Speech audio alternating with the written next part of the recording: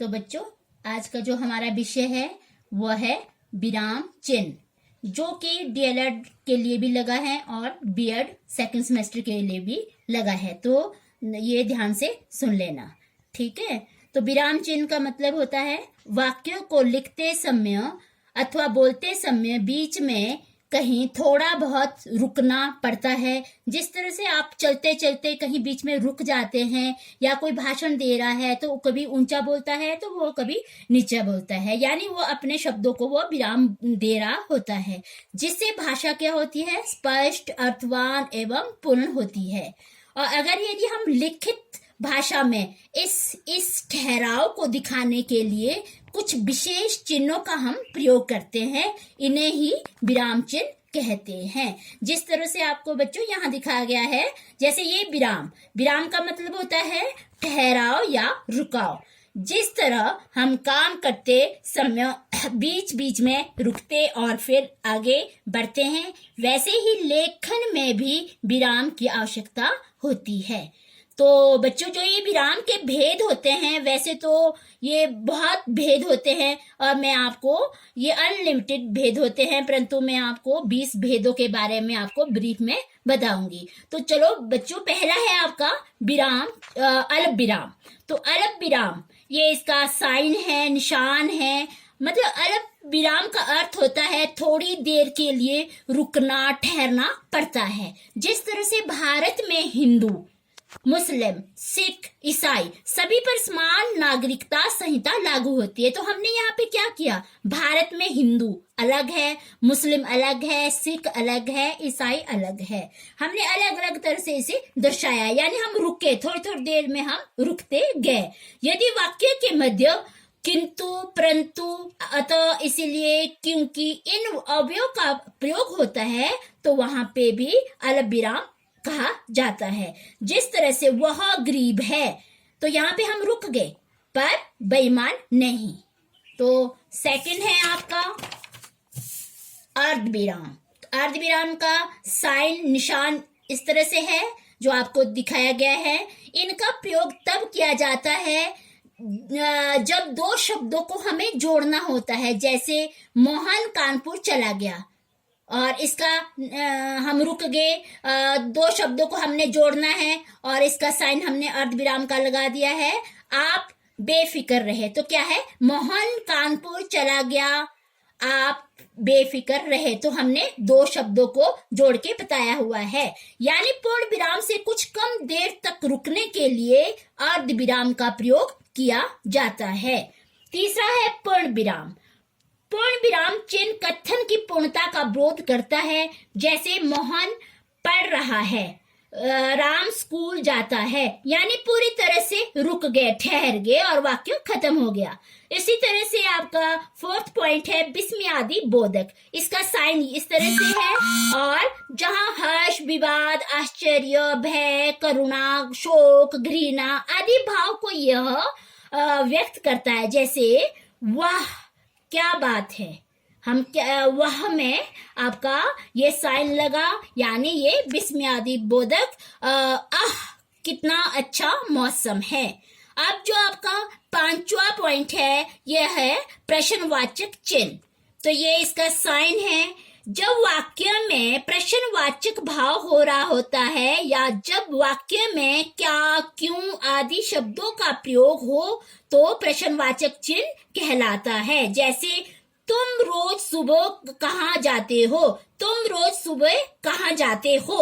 अनिश्चय की स्थिति उत्पन्न होने पर आप शायद शिमला के निवासी है, तो इस तरह से ये प्रश्नवाचक चिन्ह का साइन है। उसी तरह से आपका निर्देशक चिन्ह का साइन है इस तरह से, यानी निर्देशक चिन्ह वाक्य में शीर्षक, उपशीर्षक, भाव, प्रकाशन, व्याख्यान, पदों के आगे निर्देशन, ये इस तरह से साइन लगता है। चिन्ह का प्रयोग होता है जैसे दुख, सुख, तो बीच में क्या है ये बच्चों, ये बीच में हमने निर्देशक चिन्ह लगाया हुआ है। दुख, सुख के आगे जो दुख आता है उसके बीच में हमने ये साइन, निशान लगाया हुआ है। जैसे महान पुरुषों, वो महात्मा गांधी, जवाहरलाल नेहरू और बहुत से महान पुरुष हो सकते हैं। और इसके बीच में जो लगता है वो महात्मा गांधी जैसे हमने लगाया हुआ है, दिखाया गया है आपको, वह क्या है, निर्देशक चिन्ह का साइन है। जैसे प्रधानाचार्यों ने कहा, फिर आपको ये साइन लगाया हुआ है, ये निशान लगाया हुआ है, कल विद्यालय में अवकाश है, या तुम मुझे खून दो कौमा मैं तुम्हें आजादी दूंगा। तो किसने कहा था? तो ये लगाया हुआ है निर्देशक चिन्ह सुभाष चंद्र बोस। उसके बाद 7वां है कोष्टक। कोष्टक का निशान इस तरह से, यानी ये कथा प्रसंग में किसी विशेष व्यक्ति की ओर संकेत करने के लिए किया जाता है, जैसे विभीषण। फिर ब्रैकेट में हमने लिखा रावण के भाई को घर का भेदी कहा जाता है, यानी जो ब्रैकेट में हम प्रकट कर रहे हैं तो विभीषण कौन है? ये है रावण का भाई। तो हमने ये ब्रैकेट में आपको दिखाया है कि इस तरह से ब्रैकेट में विशेष शब्द के बारे में कहा गया है। वैसे तो कोष्टक 3 प्रकार के होते हैं, छोटा कोष्टक, मंझला कोष्टक, बड़ा कोष्टक। परंतु जो हम ये आपको दिखाया गया है छोटा कोष्टक, मंझला कोष्टक, ठीक है, बड़ा कोष्टक, ठीक है, परंतु जो हम हिंदी में इसका प्रयोग करते हैं ये छोटा कोष्टक, इसका प्रयोग हम कर रहे होते हैं। अब है आपका अवतरण चिन्ह। इसमें आपका अवतरण चिन्ह यानी इसे उदाहरण चिन्ह भी कहा जाता है। तो इसे उदाहरण चिन्ह भी कहा जाता है। ये चिन्ह 2 प्रकार के होते हैं, दोहरे उदाहरण चिन्ह जिस तरह से आपको दिखाया गया है, ये दोनों निशान है, और इकेरे उदाहरण चिन्ह, यानी ये इकेरे उदाहरण चिन्ह है, ये दोहरे उदाहरण चिन्ह है, यानी इसे पुनरुक्ति चिन्ह भी कह सकते हैं। और जब किसी व्यक्ति का कथन मूल रूप से लिखा जाता है तब दोहरे उदाहरण चिन्ह का प्रयोग किया जाता है। जैसे साहित्य हमने शुरू कर दिया, जैसे हमने दोहरे उदाहरण शुरू कर दिया है। साहित्य समाज को दिशा प्रदान करता है, और यहाँ पे हमने बंद कर दिया। आगे किसने कहा था? डॉक्टर ब्रज किशोर पाठक ने कहा। पुस्तकों के नाम अथवा लेखों के उपनाम इकहरे उदाहरण चिन्ह में लिखे जाते हैं, जैसे सूर्यकांत त्रिपाठी निराला, ठीक है, हमने इकहरे उसमें लिखा है, महाकवि थे। और ये जो निराला के बीच में हमने ये डाला है, ये इकहरे उदाहरण डाला है, और ये कौन थे? ये थे महाकवि, ठीक है। अब है आपका 10वां पॉइंट, विवरण चिन्ह। किसी ये उदाहरण चिन्ह का ये साइन है, निशान है, किसी कही हुई बात को स्पष्ट करने या उसका विवरण प्रस्तुत करने के लिए वाक्य के अंत में इसका प्रयोग होता है। जैसे पहला, जैसे पुरुषार्थ 4 है, अब इसका हमने प्रयोग किया, ये देखो पुरुषार्थ 4 है, तो कौन कौन से? धर्म, अर्थ, काम, मोक्ष। तो हमने पुरुषार्थ 4 है, इसके आगे इसका विवरण चिन्ह का साइन लगाया। निम्न के आगे इसका निशान लगाया। संज्ञा या विशेषण, निम्न में से वही संज्ञा या विशेषण की परिभाषा दो। तो इस तरह से इसके नीचे इस तरह से ये साइन लगता है। उसी तरह से आपका है उपविराम। उपविराम का साइन इस तरह से है। इसका प्रयोग बहुधा शिक्षकों में होता है। इसे अपूर्ण विराम भी कहा जाता है, जैसे कामायनी, यानी इसको डबल कॉलन द्विबिंदु भी कहा जाता है। कामायनी, आगे इसका द्विबिंदु लगा। एक अध्ययन, गदर के आगे द्विबिंदु लगा। एक प्रेम कथा। कृष्ण के अनेक नाम, इसके आगे द्विबिंदु लगा। मोहन, श्याम, मुरली, कान्हा। उदाहरण के आगे ये द्विबिंदु लगा।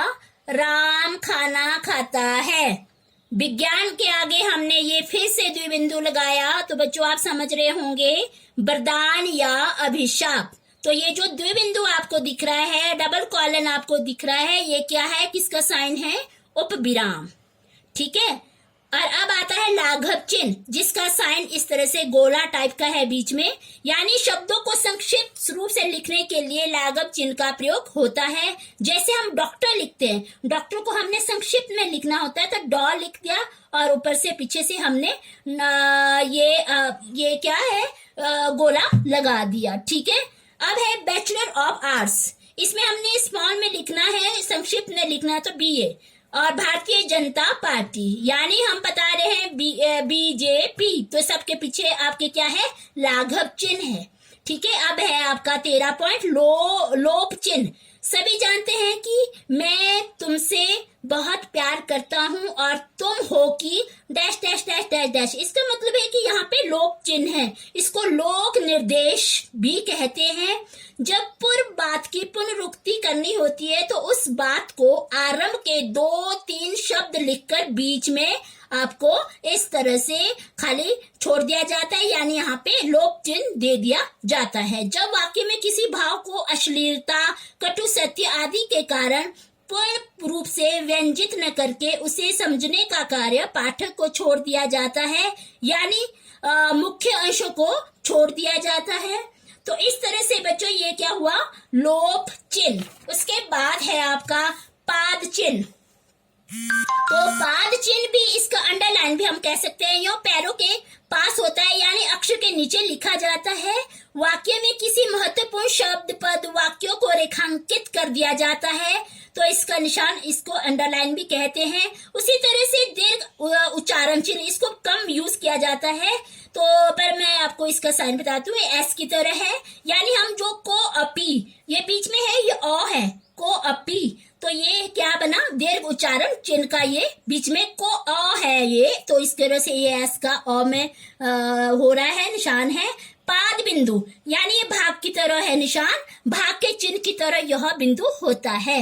उसी तरह से आपका 17वां पॉइंट है टीका सूचक, यानी इसे तारक सूचक भी कहा जाता है, यानी इसको स्टार, डबल स्टार भी इसमें लगाया जाता है, जो इसका निशान होता है। पैराग्राफ को डिफाइन करते समय उसके बीच में कोई एक शब्द आ गया जिसके बारे में और ज्यादा विवरण करना है, उसके बारे में पढ़ लेना, तब यह टीका सूचक इस तरह से का चिन्ह लगाया जाता है।